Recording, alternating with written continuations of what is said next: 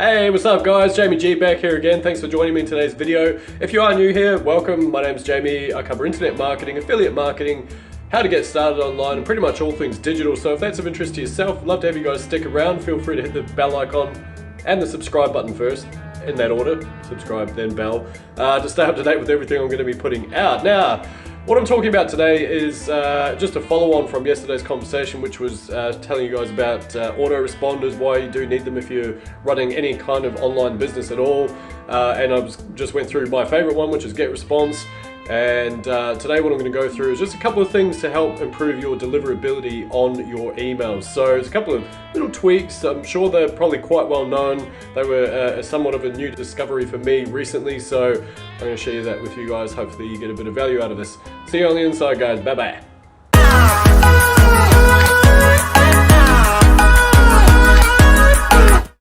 Welcome back, guys. Thanks very much for joining me in today's video. Now, I'm going to try and keep it a little bit shorter than yesterday. I know I kind of rambled on a little bit, but just trying to make my point clear. But just to recap what I went through in yesterday's video, we're talking about autoresponders. And as a digital marketer, you really do need to get an autoresponder at some point. So regardless of if you're getting into affiliate marketing, selling other people's products, or you've got your own e-commerce store, you've got your own brand, or you're setting up your own ads agency, for example, it is something that you are going to need at some point in order to keep track of, I guess, your prospects and the buyers, and be able to liaise and build your brand and build a relationship with your readers as well. So as I mentioned, I have tried quite a number of them out there, and the one that I keep coming back to is getresponse. There is a link below if you do want to join up for a 30-day free trial, and if you do decide to stay on, it starts off at $15 a month, so it's not a huge investment.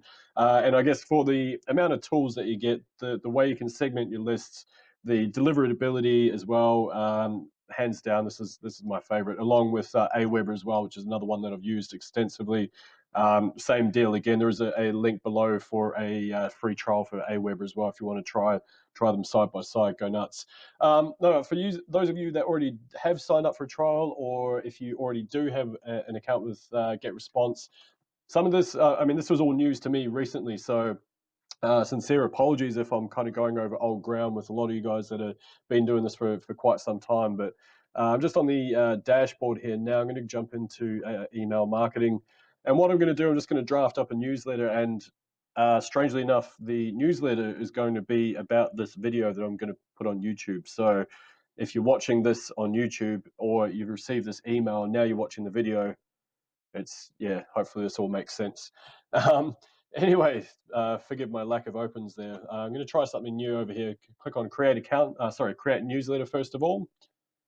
This isn't going to be part of my autoresponder sequence. It's just going to be a blast I'm going to do to a portion of one of my lists there. So drag and drop email editor, click on that. Alternatively, if you're a bit of a gun with HTML, which I just found this out recently as well, this is a little side note, but HTML stands for Hypertext Markup Language. Who'd have thunk it? There you go. It was in a quiz. And I didn't know it, even though I work online, but there you go. Little fun fact for you. Message name. Scary YouTube video about getresponse. Why am I calling it that? Well, I have no idea. It's just something that it's internal. This doesn't actually go out to your list. It's not like they can see it. But for me, because I'm creating this video and I'm also writing an email to my list, so the people that are watching this might end up watching me create this. And yeah, anyway, you know what I mean. Now, strangely enough, subject lines. Well, data has come in, and basically the shorter you can get them, the more likely they are to be opened. And I know it sounds like a bit of a funny one. It's not a golden rule. Like it sometimes fails, but apparently one of the ones with the highest open rate ever, through, I can't remember where I read it recently. It was about someone that has I think 1 million subs plus. They were testing something out, and that was the one that got the highest open rate. So go figure. Hey, anyway, I've already used that. I don't want to do that again. And I'm just going to say something like, and I don't think I've actually got names on this particular one. So a couple of things I'm going to do. I'm just going to put a little Now, I wouldn't recommend putting these little smileys in for every list type and every industry type. I mean, it's going to be, because this is in the make money online niche, I can kind of get away with it, but yeah, I probably wouldn't do this so much for other ones. Anyway, what sticks out in here? What's something interesting? That's going to look good in the inbox. That's going to draw attention. Someone waving, little people kissing. No, no. A shoe, dress. No, it's not really my style. Animals. There you go. So you can get quite a few things there. And one of the ones that I know in my inbox that stuck out amazingly well before was a moving fire. I don't even know how they did it, but it was like a little actual cartoon of a fire burning. But I'm not going to worry about that. I'm going to do a little clover here because it's good luck. It kind of sticks out, and I know it's a bit of a funny one. Like I say, it's not something I would use for my clients. It's just something that you can kind of get away with in the make money online niche because, like I say, the inbox is I think the average is something like 147 emails per day. So you got to work out, okay, how do you stand out? And if you just using just your eyes and you're kind of glancing around, then something like an image or something either side of the subject line is going to pop a lot more. So that's tip number one. Anyway, you guys take it or leave it, or use it as at your own discretion. I guess the good thing about having your list, you obviously don't want to burn them with crappy offers all the time, but it is really good to test. And that was one of the things I mentioned with this portion of my list. I do tend to test quite a lot of stuff. So those of you that are watching this video that I've sent this email to, don't take offense. I'm just trying stuff out.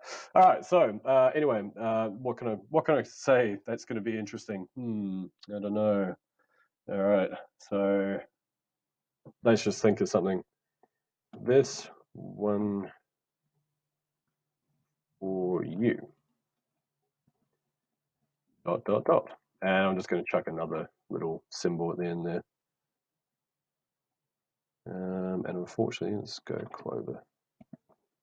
Pop up as my favorites. There we go. Just do another clover there. Okay, that's a different one, but there you go. It works the same. All right, so that's it.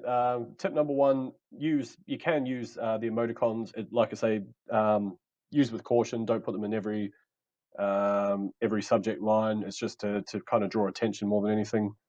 And if you also, the other thing is I haven't actually captured first names. I just got email address with this particular list, so otherwise I can't do it. But the other thing you can do is click on personalize over here, and you can use like first name, email, etc. I probably could use email. Actually, I might just try it. Who knows? And you'll notice that I haven't really bothered about grammar and syntax, all that sort of stuff. It's just strangely enough, people don't really care about that. I mean, even if it's just a rough kind of, hey, it looks a bit more casual as well. If you see that in your inbox, it almost looks like, I don't know, your friend could have written that because they're too busy to use capital letters and proper grammar as part of their sentence. So therefore, I'll give it a try. I haven't had that much success with using email as part of the subject line.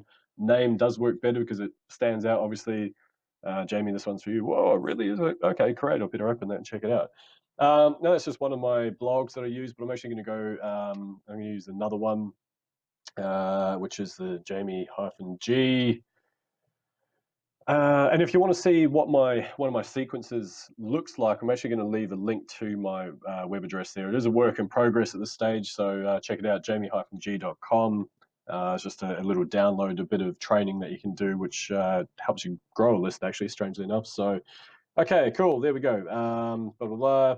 Now, second little crazy tip for you guys is that you can actually add your own own email address more than once. So, at one stage, one of the kind of marketers that I follow online, one of the techniques that he used, and I ended up opening his email as a result, as it said, no, Jamie, notice to Jamie, and then today's date. And I was like, what?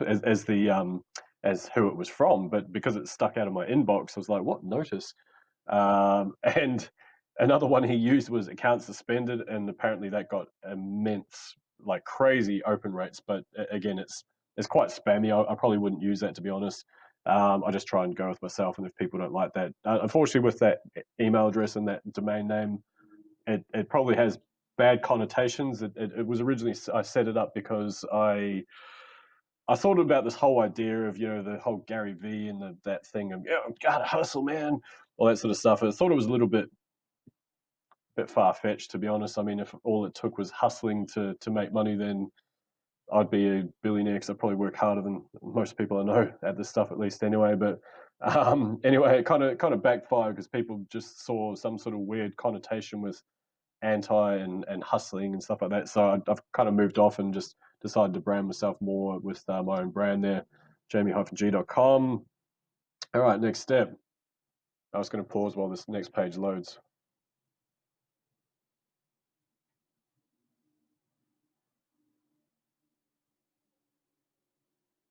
How you doing? Okay, so we're back. Right, like, you can actually go with pre-made templates now. Given that what I'm recording this on the 11th of October my time. It's probably the 10th elsewhere in the world. I don't know. We seem to be. I don't know if we're ahead of time or backwards, whatever. Anyway, but the point being is that Halloween's coming up end of the month, 31st of October, as I'm sure you're all aware. And strangely enough, for e-commerce, this is another little crazy tip for you guys. From an e-commerce perspective, Halloween is actually a massive holiday in terms of sales, because people just go absolutely bonkers for it. So if there's some way that you can tie in your brand, even if it's got nothing to do with Halloween, or that concept, if you can somehow tie your brand into it, even if it's just a Halloween sale, whatever, you'll find that it'll do pretty well. People love an excuse for shopping, so hence why all these templates are already set up there for Halloween. Now, I guess in terms of deliverability, you might want to play around with full HTML templates, such as these ones with all the color and all that sort of stuff on, or you might maybe want to just go with plain text. That's usually what I go with, because it means that because there's nothing too fancy there, it loads quicker. People can kind of watch it or view it on any device as well, and they're not having to click. It doesn't look all out of whack if they don't click the use HTML function on their phone and desktop and whatnot. So that's why I normally go with that. But it's really up to you. I mean, these templates are there to be used, and they're all part of your package anyway once you jump on board. So, and obviously they look really good in the inbox. I'm just going to go start from scratch up here. And as far as templates go, I mean, realistically, I just want something like that. I probably should have just replicated one of my previous ones, because it's got all my signature and the links and stuff like that in the bottom. But I'm just going to go with blank template for now.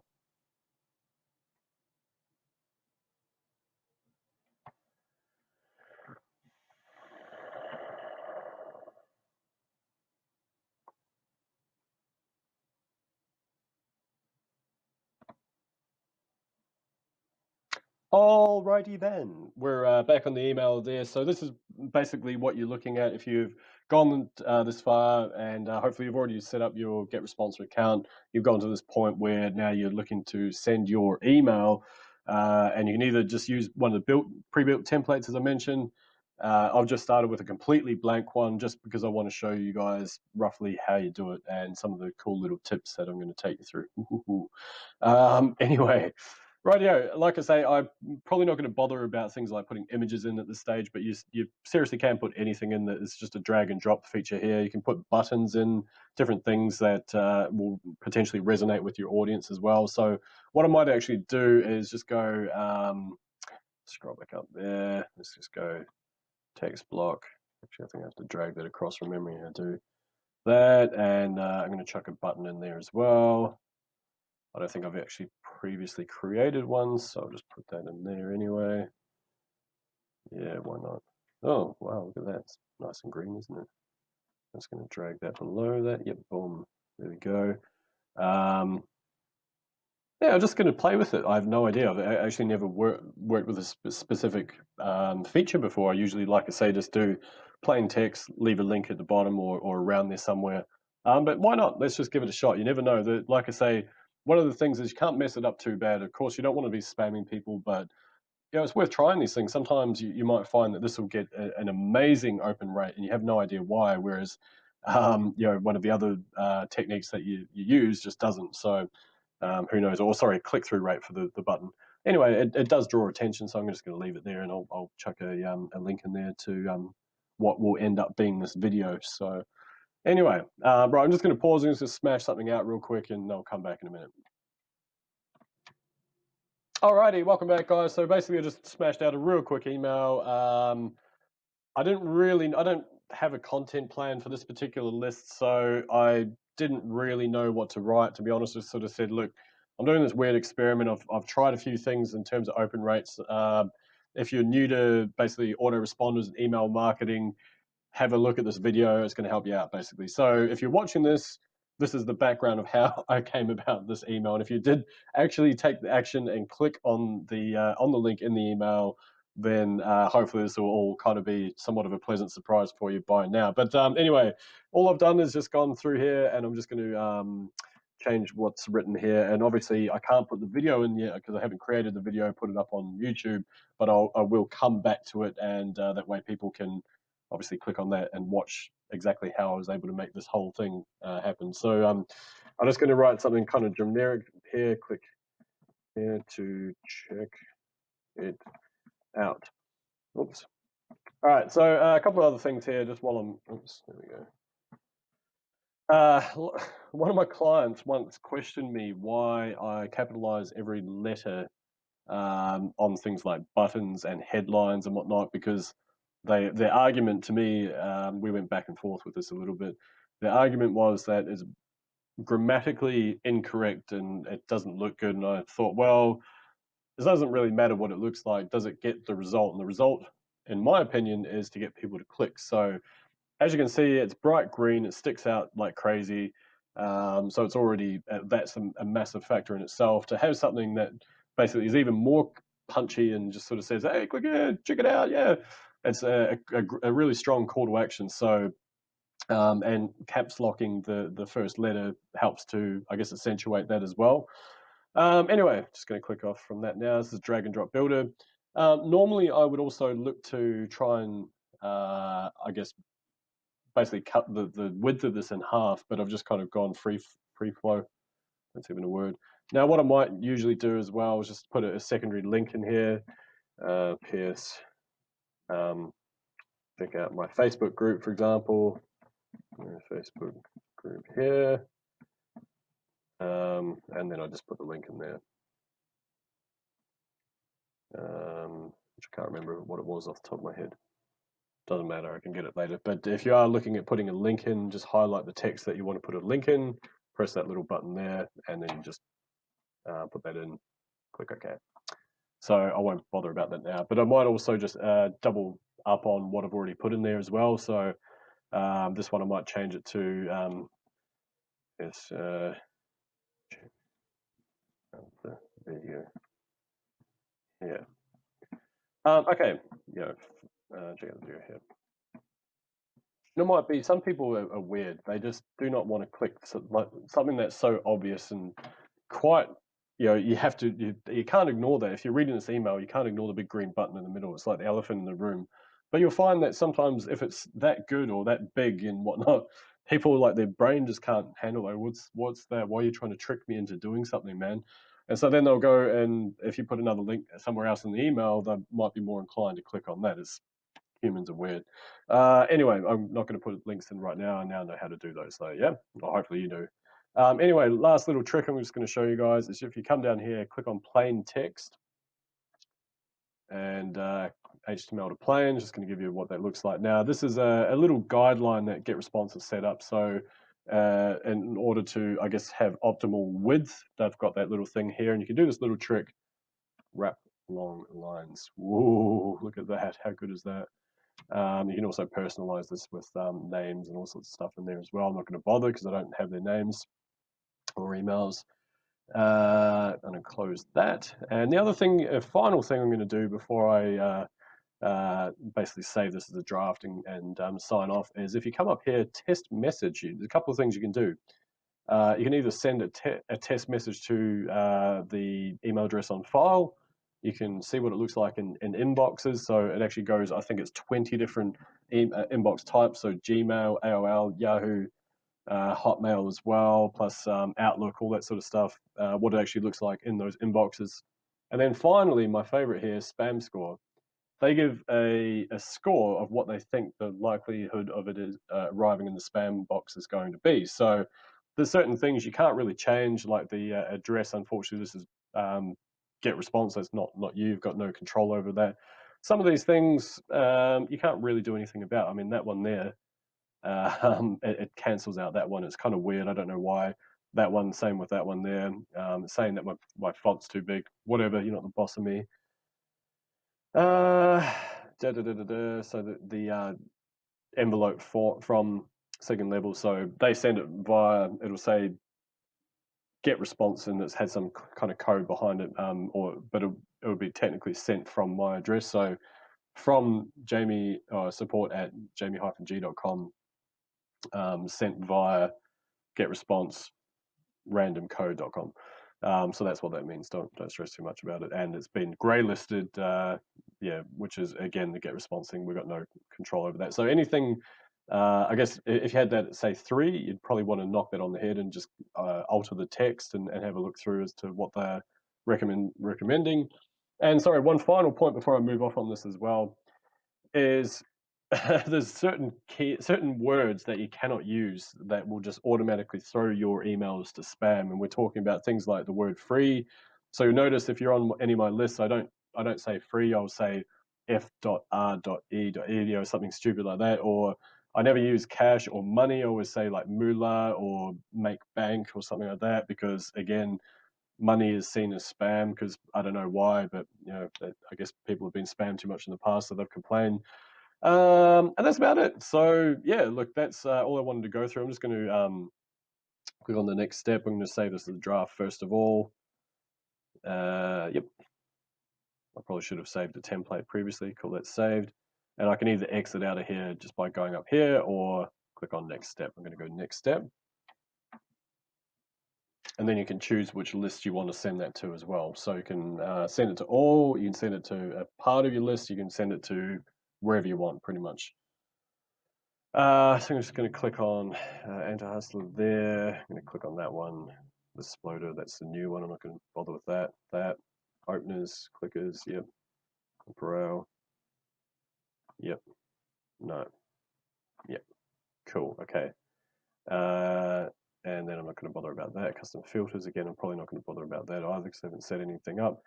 And I'm just going to send it to that part of my my list there. So. And you can also select the contacts manually. Definitely wouldn't advise doing that. And that's it. I'm just going to click on next step up here.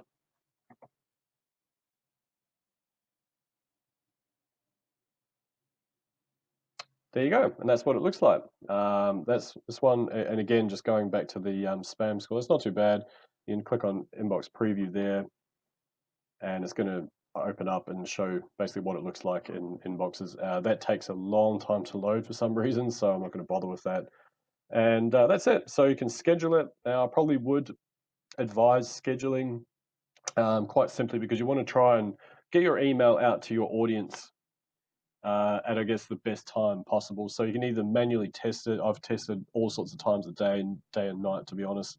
Or you can use this function here, which says perfect timing. It's just going to find the best time over the next 24 hours from when you hit send in order to get your email sent to at the right time for that particular user. So anyway, that's it. That's all I wanted to go through. I just hopefully you got some benefit out of this. I did drag on a lot longer than I wanted.